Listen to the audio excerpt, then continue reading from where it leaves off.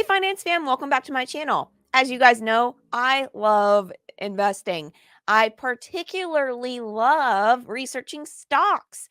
I like finding the next big idea, and allocating a reasonable portion of my portfolio to stock picking, to individual stocks.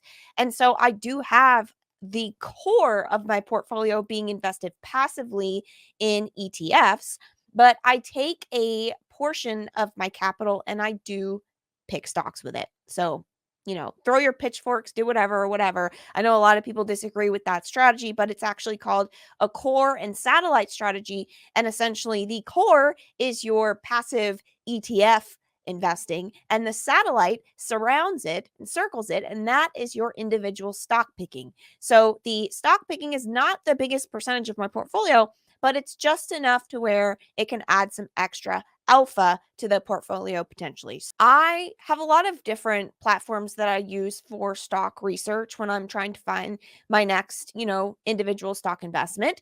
But something that I use quite often, in fact, it's like a daily driver almost for me, is Seeking Alpha.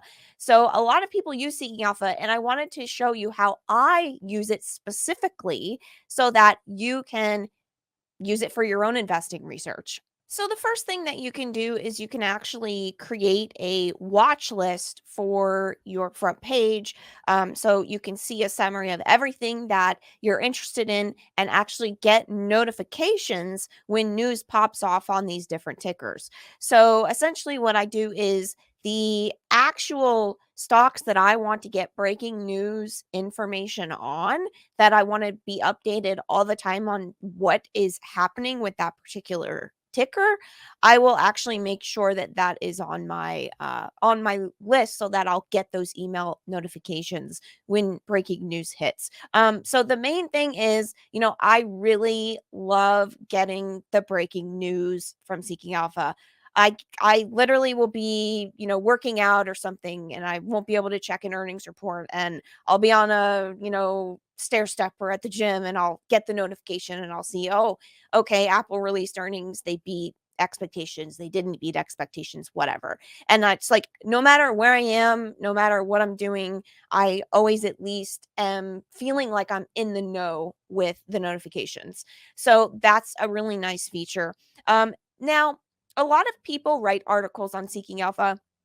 They give their opinions on buy, sell, hold, different types of analysis that they'll do for different articles. And I don't have any particular um, authors that I follow. I have a few that if an article comes out, I'll absolutely read it, like Colin Roche, Lynn Alden. And if you're not following them, you should be. They're absolutely phenomenal macro individuals that give great insights. Occasionally, they'll write on Seeking Alpha, but I don't really have anybody that I like am a core follower of on here. I kind of take the articles that are written with a grain of salt, because everybody in investing has their own opinion, right? I mean, you can see just on Apple alone, if we look at the ratings of the people that were writing articles, we've got holds, we've got sells, we've got strong buys. So it's literally all over the map. That's how investing works. You have buyers and sellers, right? You have people that are bearish and bullish at different times. So I think that it's kind of difficult to really go with just one person and just follow everything they say. I like to read the articles not so much for taking what they're saying as gospel, but for getting ideas. So like some authors, what they'll do is they'll outline their case for whatever reason it is that they feel the stock is a buy, a hold, or a sell. And what I like to do is I'll immediately, the very first thing that I'll do in many things that come with Seeking Alpha, especially under the news section, the first thing that I do is I go to the comment section and I read the comments. And you might be thinking that that's crazy, but I'm really big on sentiment. That's like one of the things that I utilize in my investing. And I typically am more contrarian, so I like to go, um, uh, when everybody's bullish, I may be a little bearish. When everyone's bearish, I may be a little bullish type of situation. Depends on what it is, of course. But I do typically take a contrarian stance with a lot of things, depending on the stock. And so I love going to the comment section to just read and get the vibes of what people are feeling about the stock or about the news that came out. So that is something that I like to do on the news articles is go to the comments section and read what people are saying about that specific news piece just for sentiment reasons because I love gauging sentiment. But when it comes to the actual analysis side of things, what I like to do is I like to look at the rating and then decide based on the rating if I'm going to read that article or not or scan through that article because like I like to get the other side. So if I'm bullish on a stock, I want to read the bearish, right? So I'm immediately when I go to, Apple's page here, I'm just using this as an example, but I will, if I'm bullish on Apple, which long term I am bullish on Apple, absolutely.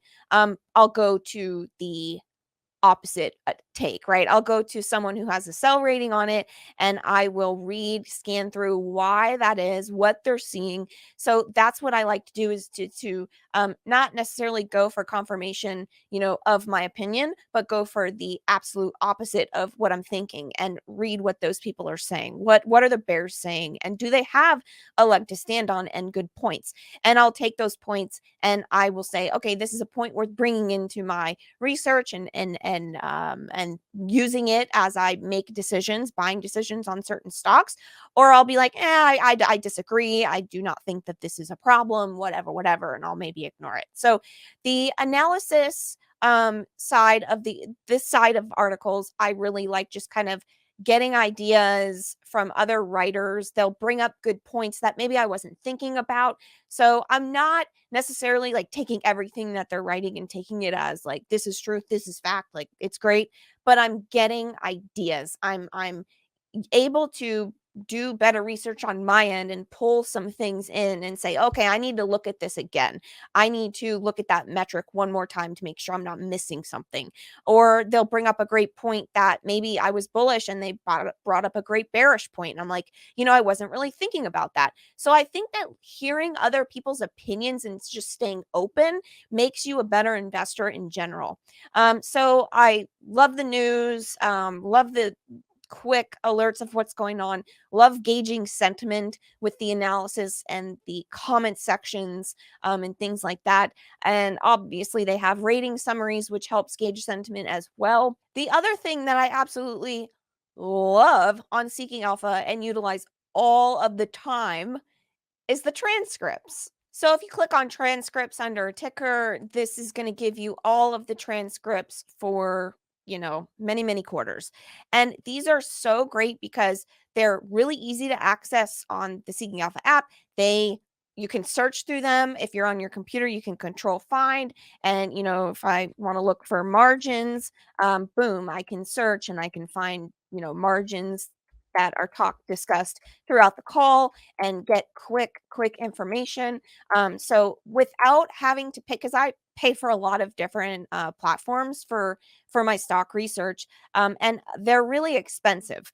But Seeking Alpha gives people something that's affordable and actually gives the same features, the same major features that you would use in some type of institutional software. Can still go into a transcript, search the transcript, get quick answers to your questions, quickly view the actual filings via Seeking Alpha. So you've got a lot of stuff at your fingertips. In fact, quick plug here because I've actually been in contact with Seeking Alpha and they are giving my followers a very special deal.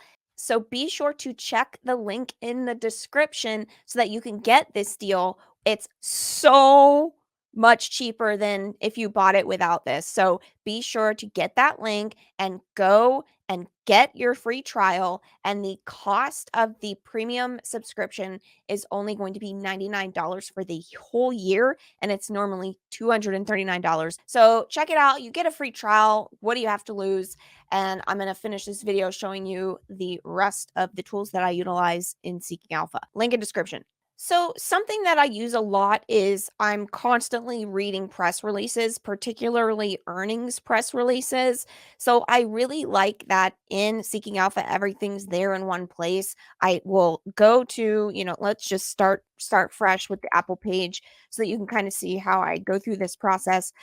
I will go to the ticker, I will click on press releases. So, this is very helpful to me because I'm doing a lot of research on different tickers and I don't want to have to constantly go back to my browser, search Apple Investor Relations website, go to it, click on all the things you got to click on to get to the press releases, and then do it again for another company and then do it again for another company.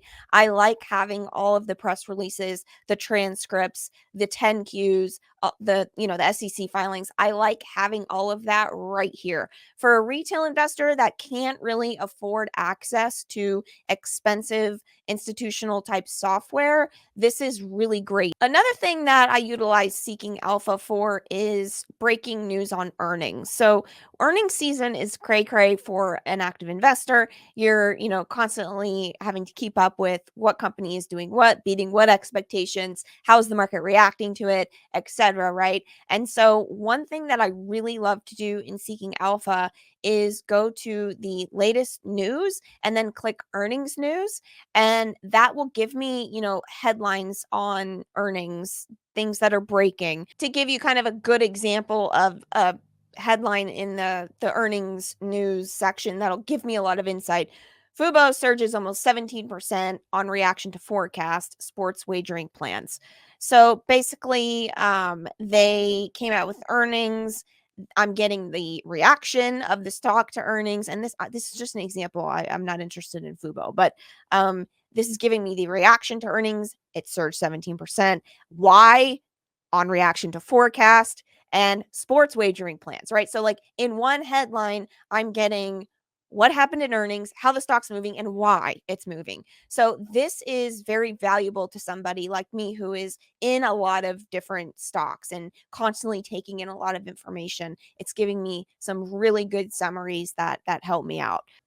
So overall, I think that there's a lot that you can use Seeking Alpha for if you're an active investor and stay a little bit more organized and a little bit more in the know with all of the news flow that comes into this website. So don't forget to check the link in the description if you want to get a discount on a year subscription. It's normally $239, but Seeking Alpha with my code, you can get it for $99. So start a free trial, see how you like it. Of course, there's way more that you can use in Seeking Alpha. They have tons of different features, but I just wanted to give you a quick rundown of the things that I specifically use it for. I hope you found this video helpful. If so, give it a like, click that little like button, subscribe to my channel if you want more insights on managing your money better, especially if you're a do-it-yourself investor. That's my specialty. I want to make sure that you're doing it better, and I'll see you next time.